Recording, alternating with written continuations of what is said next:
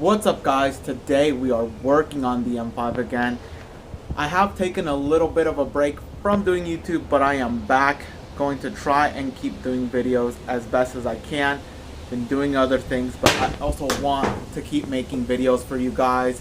So we are back, and today we are installing new brake pads because these aren't great. The factory brakes, they create a lot of dust and they fade rather quickly, which usually you get a lot of brake dust, but they don't fade, or if they fade you don't get a lot of brake dust. The factory ones aren't great. These hasn't been that long since I cleaned them and they're already pretty bad, so we might as well go with a more aggressive compound, which I went with the EBC yellow, which is pretty heavy, fast street driving with light track use, which I think is a good mix. So let's go ahead and get these installed. I think I'm going to go ahead and do the rears first, just because the rears are probably easier. Well, I say that, so I hope so, but yeah, we'll go ahead and do the rear and front on this side, and then we'll go ahead and do it on the other side. So let's get started. So the first thing you want to do is you want to open the brake reservoir, which is under here.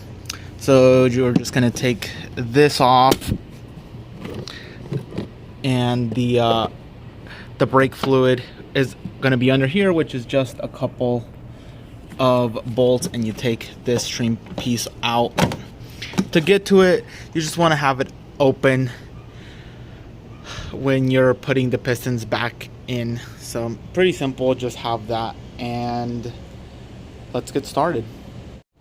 So we're gonna take this retaining clip off first, which the way it's seated, this is pushing that way to hold it, so this will just need to be pressed.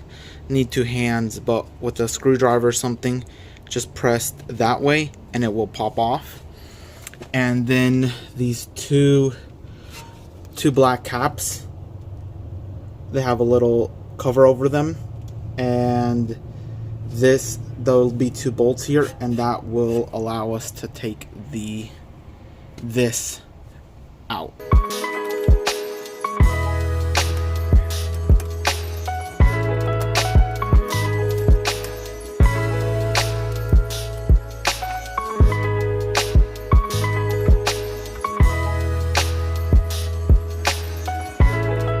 And yeah, so the way they come out is the same way they go back in. Do a little demonstration. You're gonna pop these off. This one just pops off. This one is held in by clips. That's the one that's gonna go in here. And I already pushed the piston back in with a, if you don't have one, a piston tool to push it back in. If not, it won't slide back over the rotor. And then just, I think the easiest way I found was just, yeah. And then if you were smarter than me, you would have already bought your grease to put on the slide pins. But if you're like me and you didn't do that, you're now at the point you're realizing you are gonna have to drive to the store, and that's where we're at. So I'm gonna go to the store to buy grease to grease the guide pins up, and then we'll continue back to the project.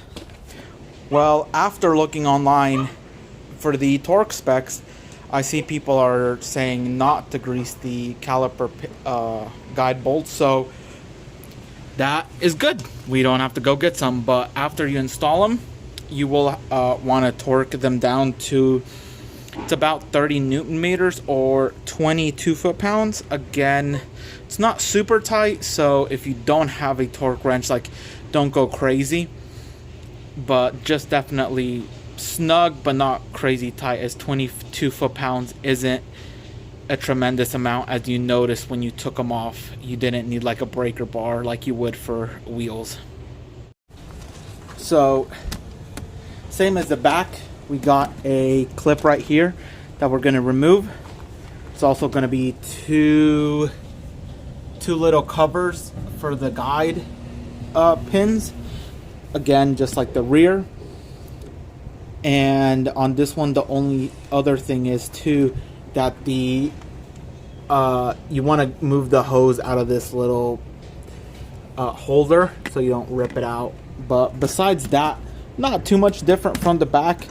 The caliper itself is way bigger though, so it is going to be bigger and heavier.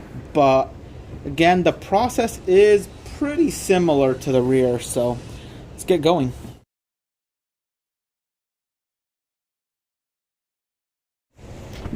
Yeah, so after you push it, take them out, you want to use the tool but leave the brake pad in, because there is two pistons. Only one will go back in, and if you try to push the other one, it'll push the other one back in.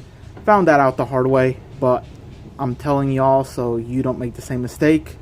Then just make sure to swap over the sensor over to the new brake pads, as long as they were still had some decent condition and you don't need a new sensor. You should be good. And then just same thing, just slide it back on, caliper guide pins back in. It's gonna be, I believe, the same 30 Newton meters, around 22 foot-pounds of torque.